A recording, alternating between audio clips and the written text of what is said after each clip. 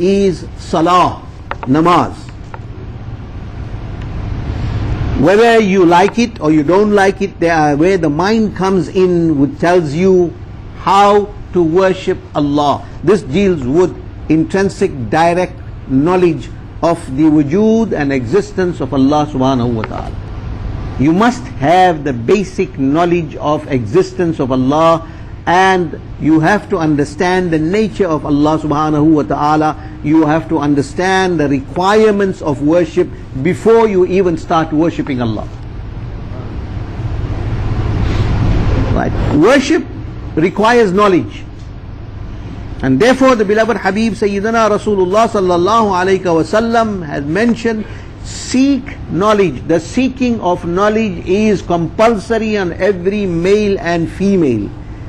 And knowledge comes, the seeking of knowledge is the very elementary stages where the mind develops to understand what is right and what is wrong. And this is from a very early age, earlier than that age when salah and worship becomes farz upon you. So yes, give you a period of preparation. So when a child tends to start understanding, it differs. It is not necessary that all children start understanding the same level at the very same age. There are different stages and different communities and different minds and development of the brain of the individual, sometimes from the age of 2, from the age of 3. When the child grows up in a Muslim society, this is by the blessings of Allah subhanahu wa ta'ala and the hard work that has been done by our elders in society, that the moment the child starts to say words, the first thing the child is taught is Allah. Right? Yet there are some unscrupulous parents in the Muslim society that teach the child funny sounds. How the car makes, what noise the car makes, what noise the dog makes, how does the cat make. This is what is taught to a child in the early developing stages of his brain. This is totally incorrect. You don't have to teach the child how does a car make a noise. This is in most of the families. Because I've seen parents of children very proudly when they introduce their child, small child, 2 years old, 1.5, 2 years, 2.5 years old, very proudly they will introduce the child to somebody, and then now to boast about the child, understanding how does the cat make, how does the car make, how does the dog make. Now what has this got to do with Islam? You see, if you forget your roots and you forget your priority, this is how you will behave. But may Allah subhanahu wa ta'ala bless our elders, who were not very educated people, but they were better Muslim than us. They had piety. And what makes them more unique is that as far as time is concerned, they were closer to the Nabi sallallahu alayhi wasallam than us. 50 years closer to the Nabi. Right? You must understand, anything that is closer to the light can be visible clearly. The closer you get to the light, the more it will be visible, the more clear and more clarity you will find in it. So as we move away from the time, the glorious time of the beloved Nabi Sayyidina wa Moulana Rasulullah sallallahu alayhi wasallam, we are moving away from that light. So we say that we are living in an advanced scientific era,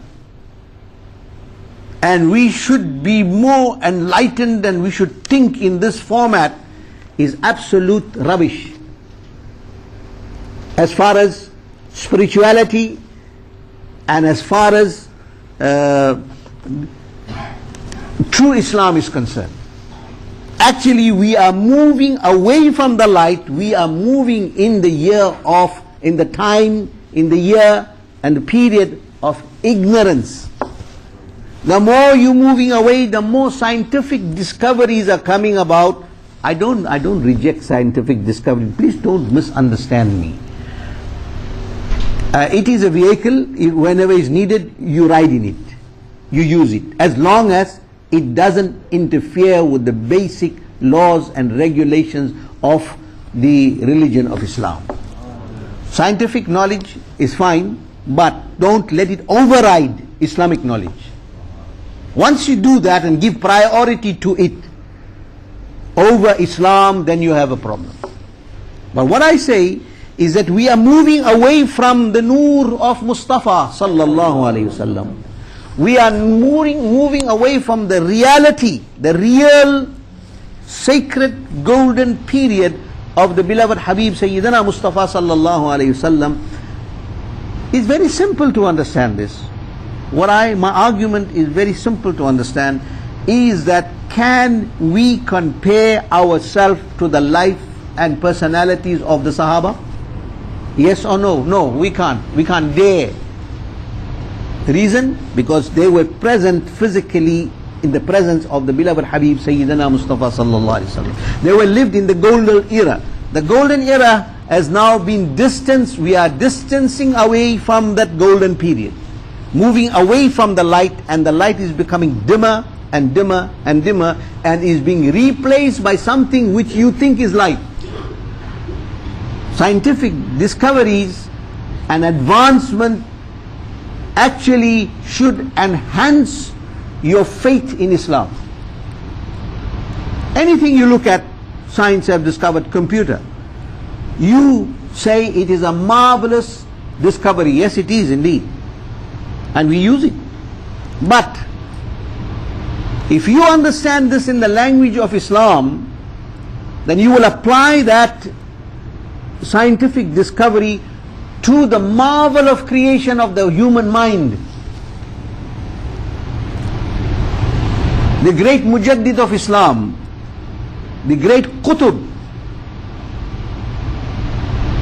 the Mujaddid, the Imam, Shaykh al-Islam wal-Muslimin, Ala Hazrat Imam Ahmed Raza radiyallahu ta'ala an, in the early 1900s, when the computer was discovered, in the very, very early stages, and it was a big bang, a great breakthrough in scientific discoveries, and it was the headline of every newspaper around the world.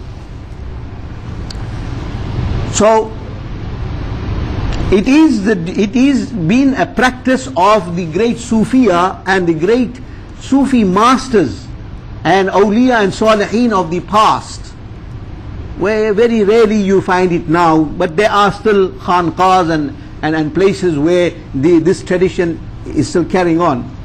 There used to be one person that used to report to the Sufi master affairs of the world. One person used to be appointed. He used to be the media watch, and he used to gather information to global activities, and it used to be presented to the Sufi master.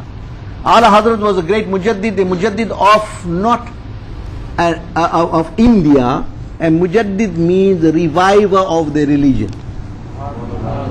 A reviver of the religion, and when you say religion, it is global. It deals with the Ummah. Right? So Mujaddid, he was the Mujaddid of Islam, he was a Mujaddid of the Ummah. There was a person, a great alim, who was commissioned to give messages of things happening around the world. So he will read the newspapers, he will watch, he's a media watch, he will watch the media, and he'll gather information, and then at a specific time on every day, this person used to report to the great Mujaddid Ala Hazrat radiyallahu ta'ala. So when the computers hit the front pages of the newspapers, it was something to report about. So he came to report to the great Mujaddid Ala Hazrat radiyallahu ta'ala an, the "Oh Master, there's a very big breakthrough in scientific discoveries." He said, "Oh, mashallah, what is it? Let's see." Then he started reading the news that a computer, a box has been devised. A box. And in that box, whatever you fill in, no matter how much of data you put in there, information, and you leave it there, and whenever you require, you just press a button and it will give you the answer. I mean, this is, you take, imagine you take, like now you say, you take the whole Quran al-Kareem, right? There are software today that you can access any ayat of the Quran, sometime even faster than an hafiz. You just press the button, you just write your one word there, and then it will search in within seconds.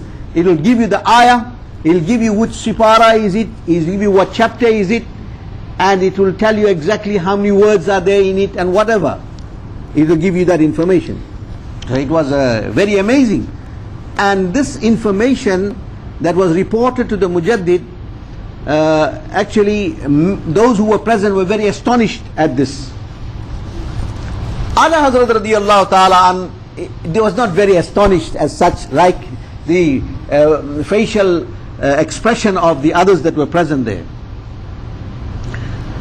When this report was given, Ala Hazrat radiyallahu ta'ala an states, "Yes, I also have a computer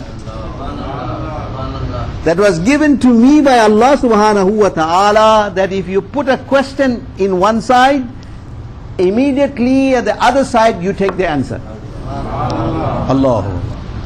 The people were you were speaking about the early 1900s, when technology was very foreign to a place, especially scientific knowledge in those parts of the world was foreign. They were not so much exposed to it. So people were very astonished, and the reporter of this invention was more astonished, and he said that, we've been living with you so many years, we didn't see that you got a box or something, that you put in a question here. He said, put in any question and take the answer. That's what the job is of the computer. You ask the computer a question, he gives you an answer. So Ala Hazrat radiyallahu ta'ala says that I also have a computer, I have a box.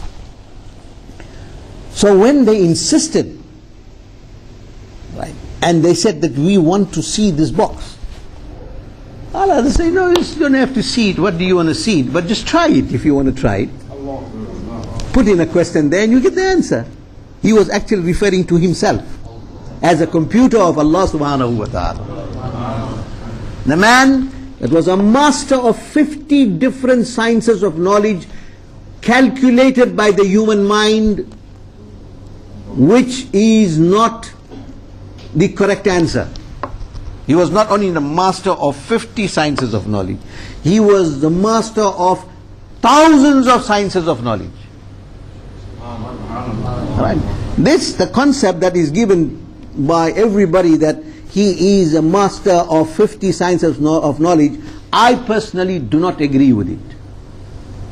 Because, okay, I will agree to the fact is that as far as the understanding of the mind on the human being and limitation of its understanding is concerned, we can regard it as 50. But if you open it up and don't give it any barriers, the extent of his knowledge was far beyond the understanding of the human mind. Inshallah ta'ala, Allah wills, and if I get the tawfiq from Allah subhanahu wa ta'ala, I have in the pipeline to translate the book Al-Ijazatul Matina, where Ala Hazrat radiyallahu ta'ala, he mentions and give reference to all those sciences of knowledge that he had mastered while he was physically in this dunya for the period of time that he lived. He speaks about all the sciences that he has mastered, all the sciences that he has written books on, and how he achieved them. How did he study, who he studied by, and how many sciences of knowledge was